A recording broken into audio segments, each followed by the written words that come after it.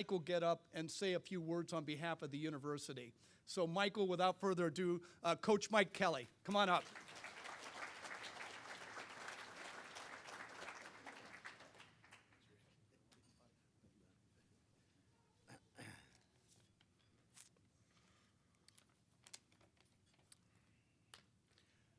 I'd first like to thank Janet and the Vanderhorst family for allowing me to share a few thoughts and a few words, and it's very, very touching to have this opportunity to celebrate Jerry's life with all of his friends and the people that are assembled here this afternoon.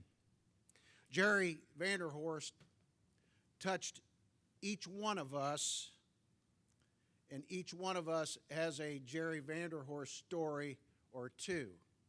I heard 4 or 5 of them at my table, and I'm sure across the room there were others that were told today.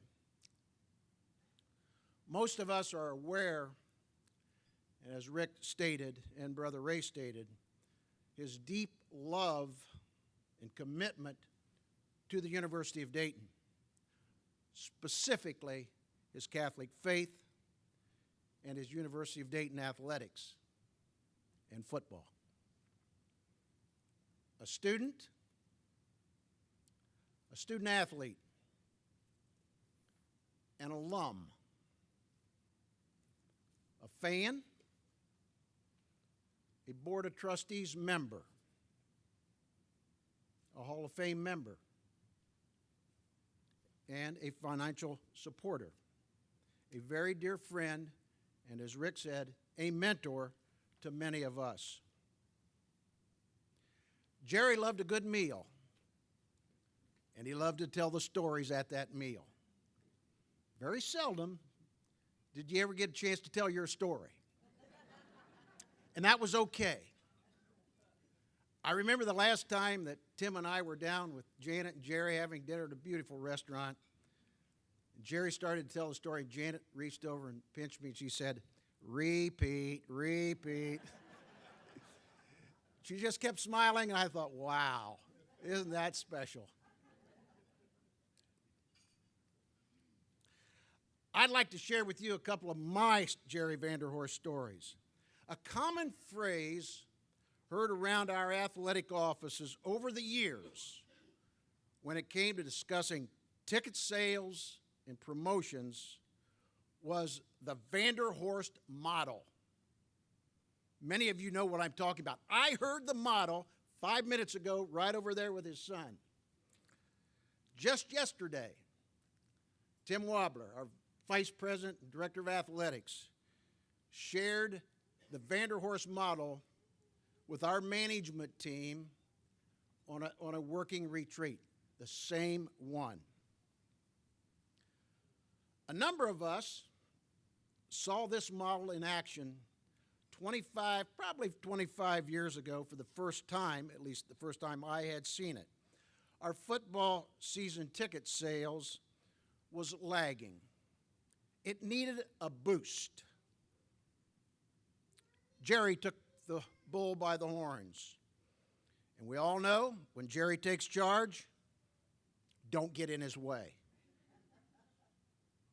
If he believed in it, he was all in. And you were all in as well. He would study it, he would evaluate it, he would make a decision and never waver on that decision. I think it was probably some of that St. Mary's influence that carried. Jerry called a dinner one evening down at Dominic's, one of the favorite places to many of us. He invited 8 of his very closest friends and UD football season ticket holders. So I expect you to be at the dinner. It was in the back room, kind of a dark area. And not only were those 8 supposed to be there, but they were to bring 2 friends as well. We had the spaghetti dinner. We had the garlic meatballs. We had the red wine. We were feeling pretty good. Jerry pulls out a box of hats, and he made up this, it was called Kelly's Crew. He said, any of you gentlemen like to have one of these hats? Oh, yeah, I'd like to have one. Everybody wanted one of those hats. Of course, he didn't really tell them what followed, but everybody wanted a hat. You could see the pyramid starting to build, the model. Jerry reaches in his pocket, pulls out one of those big Cuban cigars. Yeah, you remember those, Janet? Ooh, I can't imagine what your dry cleaning bill was for that. Jerry Vanderhorst had us all in a circle. Garlic, meatballs, spaghetti, wine, cigar smoke starting to cloud up the room, puffing on those things, and he went right down the line. How many season tickets are you going to sell? 20. Kelly, he said 25. Write it down. Write it down. Then go to the next one. 15. Kelly, write it down. 25. Boom, boom, boom, boom. Right down the line we went. And if he didn't like it, he'd blow a little of that Cuban cigar smoke in your face. Think again. Not only did we do all that, but we had to report out every 2 weeks on that goal chart how we were doing. I hear some chuckles in the group. You've all been there. Every 2 weeks, you could expect a call from Vandy on where you at with your season ticket sales. And then at the end of the 2 months process, if they didn't reach their goal, guess what? They had to buy those tickets themselves. The Jerry Vanderhorst model.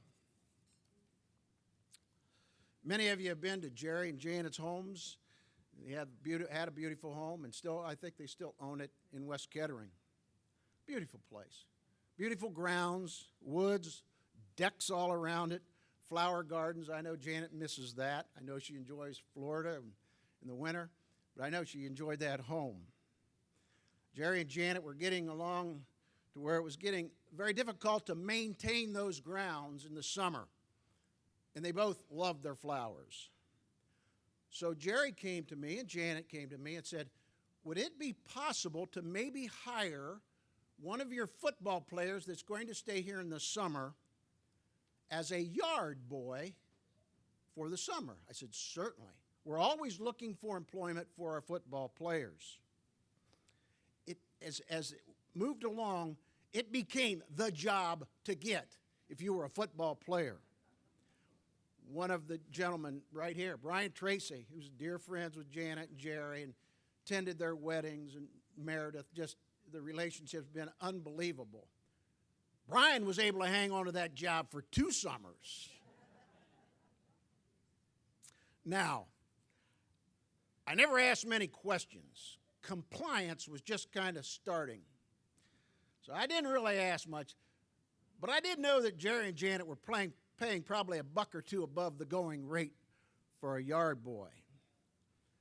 But one thing I found out was most important, more importantly than the money that they made hourly, but Janet prepared a gourmet lunch every day for that yard boy.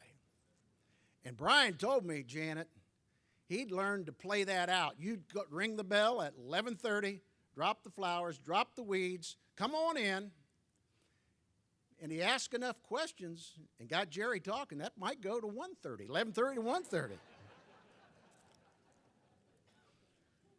And if they got a lot of flowers planted that week, Jerry might take you out to play golf Friday afternoon. Again, I didn't ask any questions, but that's the way it worked. I wish I could share with you the various programs and projects that Jerry and Janet supported for our institution and for our football program. They would always insist that they did not want recognition, and I'm going to continue that honor today in Jerry's behalf. Student, a student athlete, an alum, a fan, trustee member, Hall of Famer, financial supporter, huge, huge heart, a loyal friend, and a mentor, Jerry Vanderhorst. Thank you.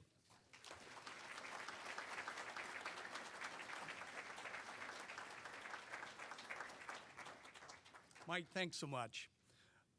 You know, my dad, one of the things I always admired about him was he was an individual that never fell victim to the trappings of success. He was someone who believed in the invisible things: love of your God, pride of accomplishment, love of your family. And he always told me that if you're going to go out and you're going to collect anything, it should be relationships. It should be friendships. And today, the room is filled with many longtime friends. I sit here and I look down at Don Wydell, who was as close a friend as my dad had in the business. They worked together for many, many years, and Don and Scott and I and Tom and Terry used to go hunting in Mexico, and I got some great jokes from Don there. Unfortunately, I can't share any of them here today, but Don, it's so great having you here. Don LaChance, who worked with my dad going on 50 years, Don? 42 years. And Don came down from Wisconsin. He and Barbara were just wonderful friends of my mom and dad's. And I know Tom and Steve and all their kids. And, you know, this is a multi-generational thing that really means a lot. I know that I saw Cleet Oberst walk in earlier, and Cleet's a great friend of my dad's, and someone that meant an awful lot to my dad. As a matter of fact, when my dad was brought into the Football Hall of Fame here at the University of Dayton, he had Art Bach, who gave the commencement speech. Art, thank you so much. A great friend. Let's give him a hand. He's a real special guy in our family. Also, Fred Miller. Fred and I and Dad and Paul Thiesing used to go to lunch together down in Florida and tell lies. And Bob Schimmel, who tormented my father with West Virginia University stories, is here today. And it's just great having you people here. The friends that Dad accumulated were many. If he sat down and if he looked at the real gem, he would tell you that one of the most valuable friends he's ever had in his life was Dave Rushing. They had a tremendous mutual admiration for each other. David was my dad's partner. Much of the success that we had in business had to do with David's leadership. He had tremendous loyalty, not only to my dad, but to everybody in the family. He is one very special guy, and it would just be inappropriate not to have him speak. And my dad asked him to come up and say a few words today. Come on up, David.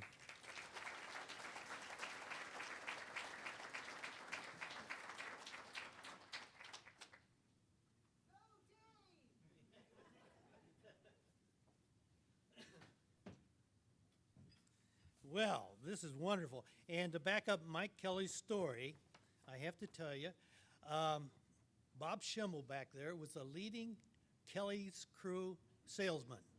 Where are you, Bob? Oh, he's over there. Oh, okay, he's over there. And I was on Kelly's Crew too, by the way. Yeah, we had a lot of fun. Ladies and gentlemen, it's very nice to be here. It's my pleasure to help honor Jerry Vanderhorst, and it's been looking forward for a few weeks to get together with all of you, and I'm speaking today on behalf of my family and the Penn Life family. It's very sizable here today. I mean, there's so many Penn Life family people here today, and they meant so much to Jerry over the years. And the office girls, yes, they held everything together for us. And excuse me, the Aganis Club, they're back there, and that was Jerry's favorite club.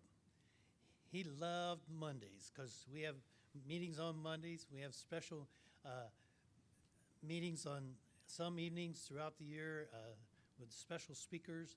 And Jerry was a past president of the club, and everybody really enjoyed being around him. And I'd like to all the rest of the people helped in one way or the other with Jerry. He appreciated everyone. He was just a very, very, very special man.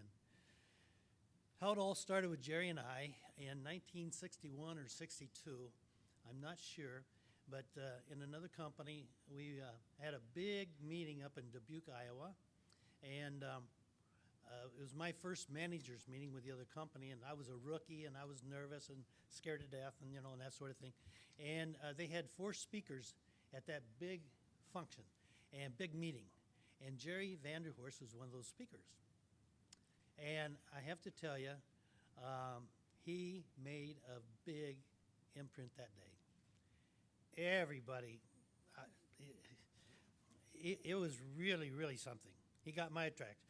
Jerry talked about helping other people, and that's what he was so good at. Everyone he touched or came in touch with, he helped them, and he helped their families. And he just had a certain knack of communicating and dealing with those people, and it was really something. Anyway, he got my attention. He talked about helping his salespeople. He talked about, now I was a rookie. Now he was a level 3 or 4 manager. He'd already been in the business 6 or 7 years or something like that at that time. And I was just a rookie, and but he talked about the company. He talked about the products. He talked about the good, and he talked about honesty and integrity and love and caring for everybody, and just